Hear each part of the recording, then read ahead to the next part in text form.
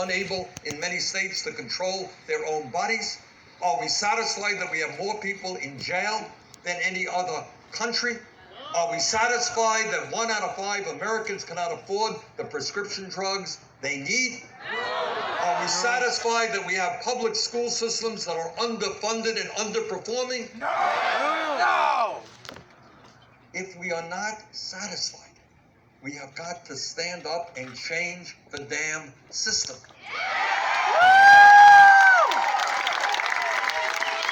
So when I talk about us, not me, it's not just a good bumper sticker, which it is. But it's much deeper than that. It is the understanding that no president, not Bernie Sanders or anybody else, no matter how well-intentioned or honest he or she may be, no president can do it alone, because Wall Street and the drug companies and the insurance companies and the military-industrial complex and the fossil fuel industry and the 1% have incredible power. That's the truth. Let's lay it out on the table. All right?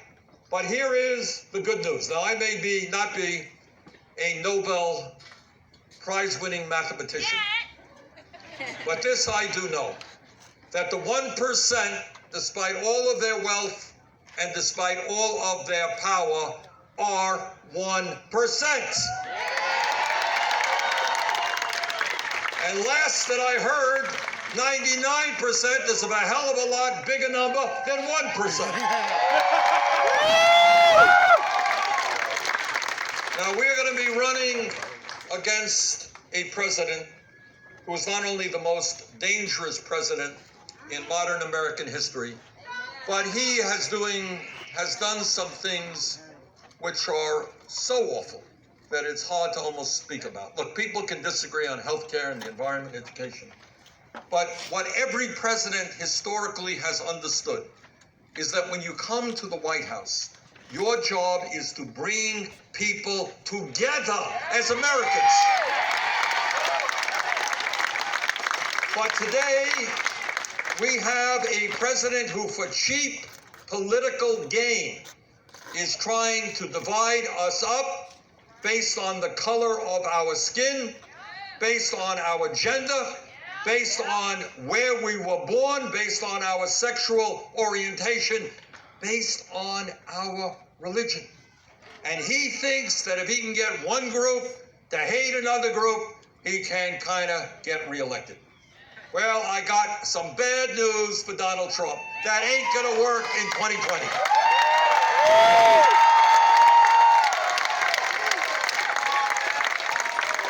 Because our approach is exactly...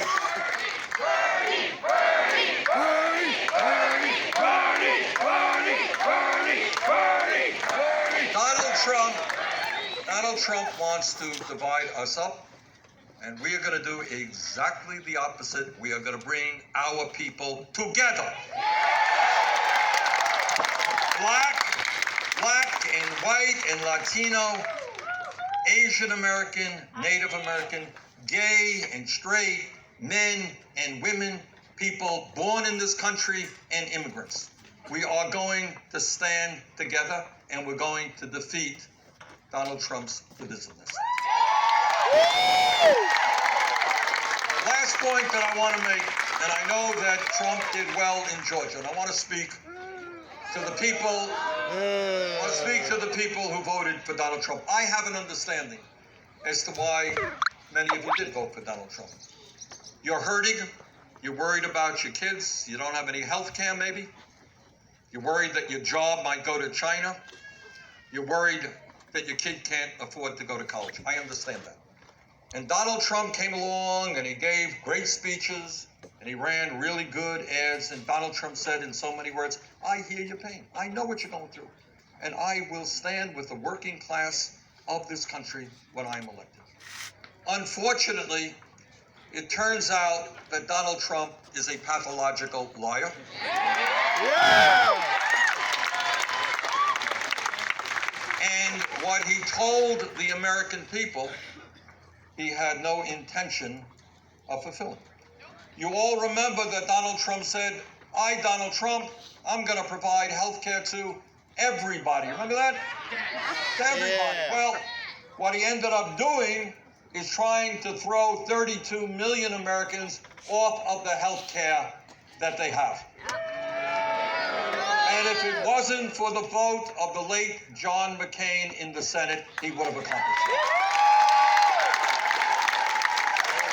So for those of you who voted for Trump because he promised health care to everybody, please understand what he did. When Donald Trump was running, he said, I'm a different type of Republican. I'm not going to cut Medicare, and I'm not going to cut Medicaid, not going to cut Social Security. I beg those people in Georgia who voted for Trump, take a look at his last budget. $1.5 trillion in cuts to the Medicaid program over 10 years. Over $800 billion in cuts to Medicare and tens of billions of dollars in cuts to Social Security. He lied to you. Donald Trump said if elected president, his tax bill would not benefit the wealthy. Remember that? Yeah. That's right. You got it. It is laughable because the tax bill, and he said, by the way, it will not impact me. I will not benefit from it. Well, it turns out that over a 10-year period, 83% of the benefits at the end of 10 years go to the top 1%. Donald Trump said he was going to drain the swamp. Yeah. Well, he ended up hiring more billionaires and Wall Street executives than any president in the history of our country. So, brothers and sisters, we are where we are. And where we are is in a pivotal moment in American history. The choice is whether we go forward toward oligarchy, with fewer and fewer billionaires controlling our economic and political life, the possibility of going forward to an even more authoritarian government with a president who holds the Constitution in disdain.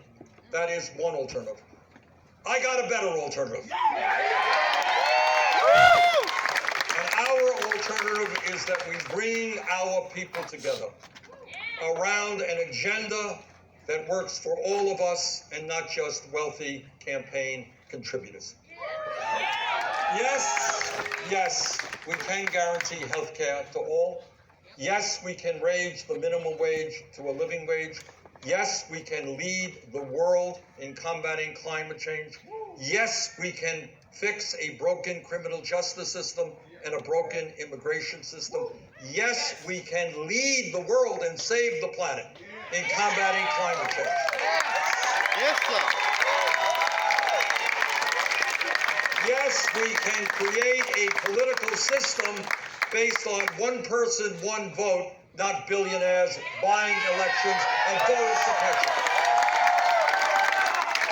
So brothers and sisters, I am here today in this cool Georgia day. I'm asking for your help, but it's not just for me.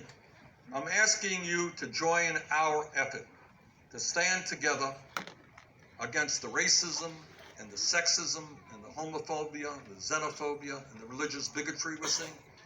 I'm asking your help to stand together against the 1% and the power of corporate America. I'm asking your help to help create an economy and a government that works for every man, woman, and child in this country, and not just the wealthiest people. Thank you all very much.